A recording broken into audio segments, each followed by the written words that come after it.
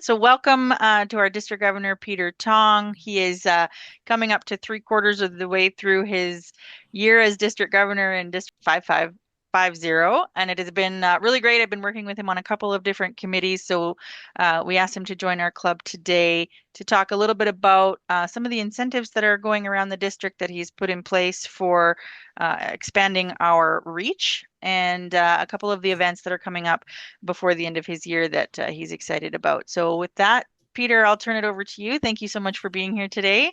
And just welcome to everyone who's on the other end of lunch there. I'm not sure if we're going to be able to see everyone in the room, but if they have questions, we'll have a few minutes after.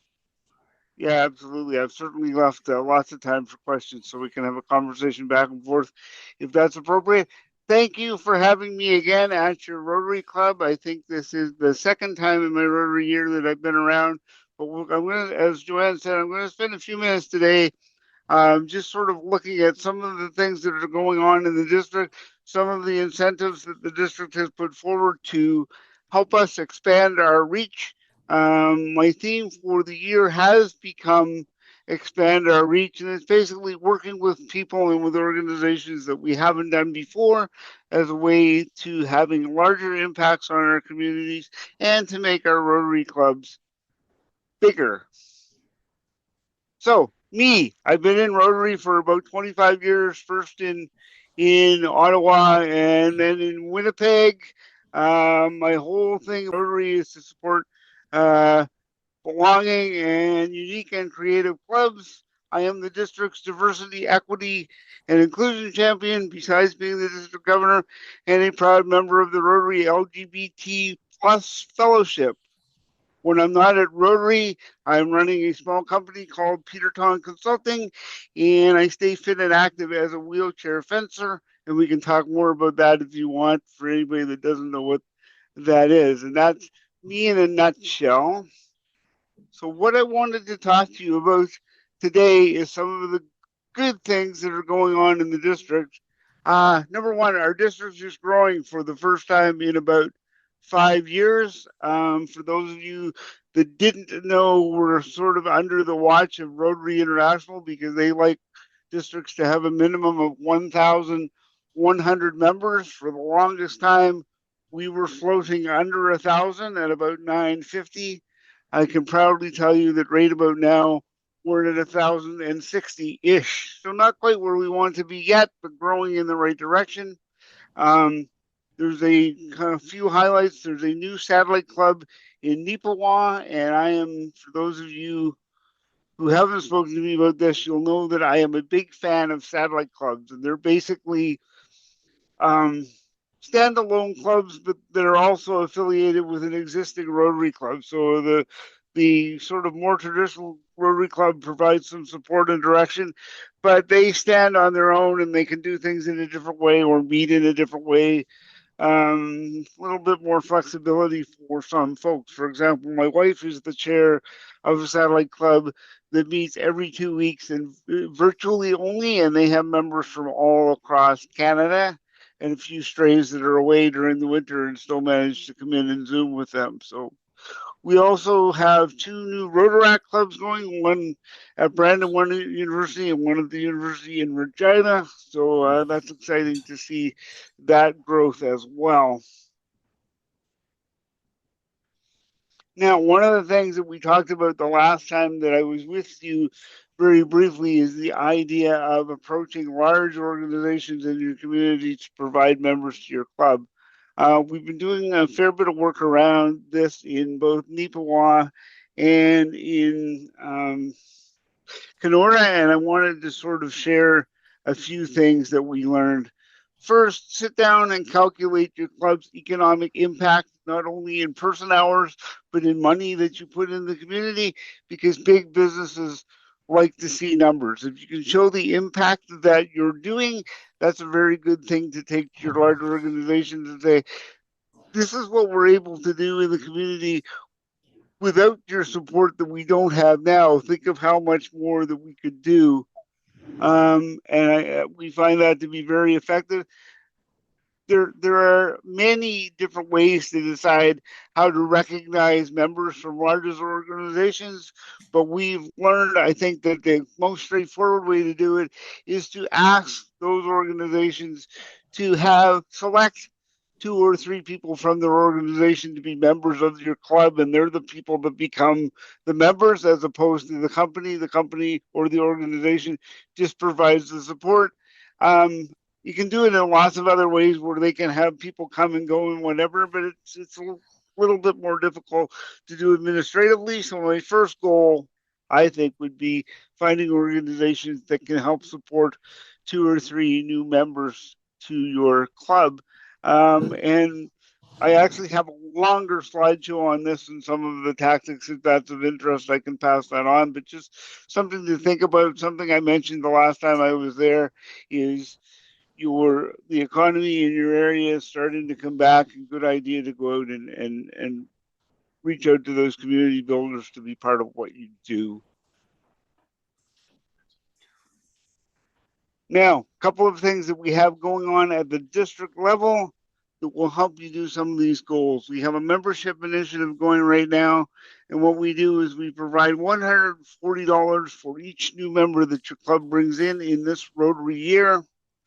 Um, because there was no consensus on how that money should best be used, the money goes to the club to use as needed. Some clubs have chosen to use that to offset some of the costs of the new members.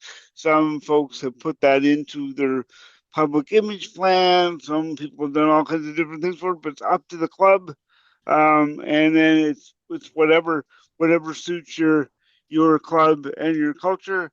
As you're bringing new members in, just let us know who they are and give us your updated membership reports, and we can get money off your club for doing that. So you can imagine if through your big organization program you manage to bring in six people, that's a nice little bit of financial incentive, if I can say that.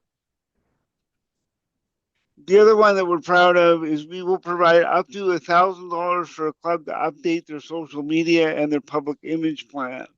There's actually a Rotarian in the United States that does a lot of work helping Rotary clubs build their social media, their websites and stuff, and she will, if the club chooses to use her, she will make herself available to help do that, and there's some funds to help pay her. In order to qualify for this, we're asking clubs to submit a public image plan, the kinds of things that they're planning to do with their public image and their social media. And just a big hint: if your plan is going to be successful and funded, it must include a plan for ongoing support and updating, because there's no point in doing it once and then uh, not continuing on.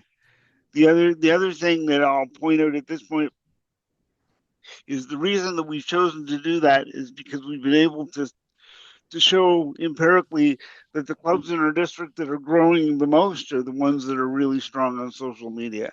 In 2025, that's where people are going and looking for Rotary and other service clubs is on social media. So if you have a presence and a strong presence, you will find new members.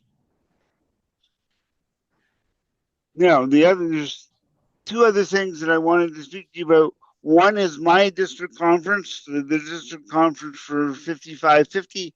That's entirely virtual, and that's on May the 9th, beginning at Friday at noon, and it goes till Saturday at about 4 o'clock.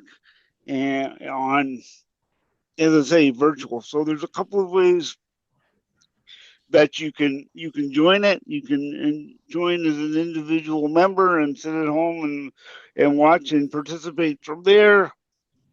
That registration will be about $50. You can also gather together a number of people or a number of clubs in a watch party, and that will have a set fee for the watch party or for the clubs, trying to make it a little bit more affordable for those folks that want to gather together while we're taking part in the virtual conference.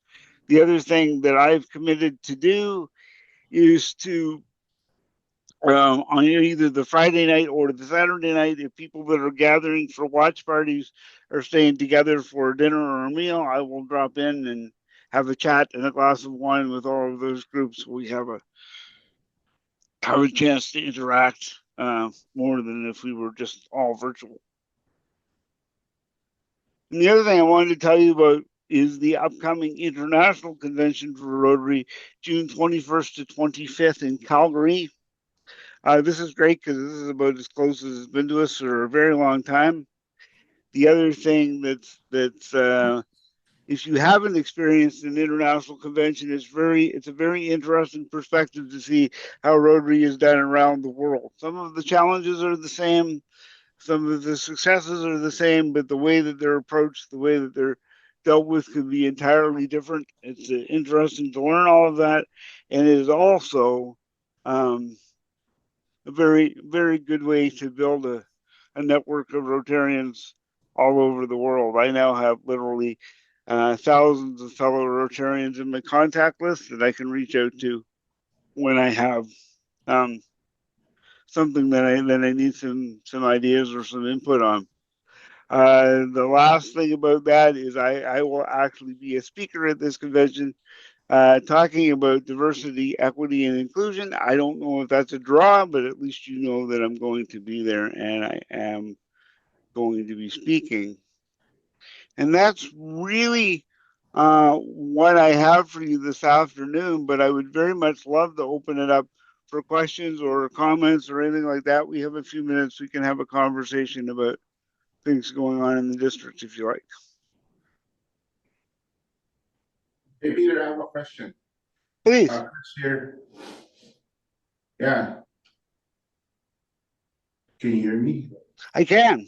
Oh, yeah. So I saw this poster for a conference in Russell, Manitoba. Is that the one that's also virtual? There is a virtual component to that. That's called the District Leadership Seminar. And anybody's welcome to attend that either virtually or in person.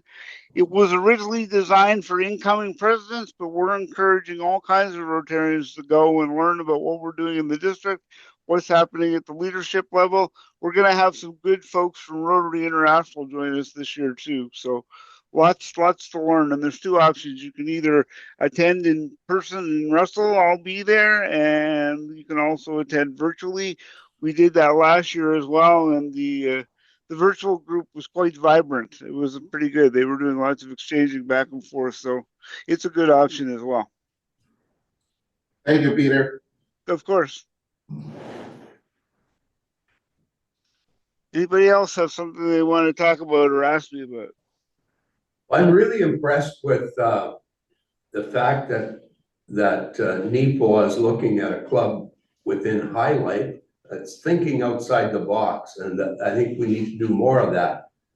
And so I just want to mention that. I think it's great to do that. I agree that it is, and that's one of the reasons why I brought the little bit that I did to you today about large organizations. I mean, in Nipawa and in Kenora, we've had very good success. The two largest employers in Kenora have provided 6 members to the Kenora Rotary Club. And so they now have those strong ties into the business community as well. And these businesses' main motive for participating in that way is to be present or to participate in the community. One of the key talking points that we need to approach these businesses with, you mentioned that they need numbers. This is what we do in our community now. With your help, we can do more. Is there any other key things that the experience in Kenora or Nipawa has flushed out in terms of what the business talking points are? Well, I think another point is to talk to those organizations about, by publicizing the work that they do in Rotary, their customers are going to see what they're doing in the community as well. So not only does that help that organization hold a stronger place in the community, if I can call it that. It's going to help your Rotary Club too, because you're going to get support and recognition at the same time. And I think, if I'm not mistaken, there is an entire presentation, like a PowerPoint that we can get. Anything else for anybody?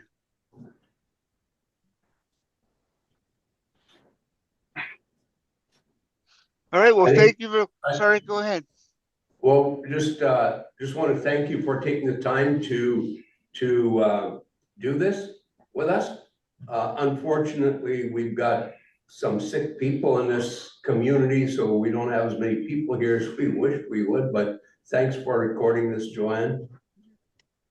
No problem. We'll share it with And the other thing that I'll say, if something comes up after I leave and you think of a question or whatever, just email me or text me. I'm always available to get involved in conversations. Or if somebody watches this video afterwards and it raises some questions, please reach out. I'm happy to stay connected. Thank you. Thank you.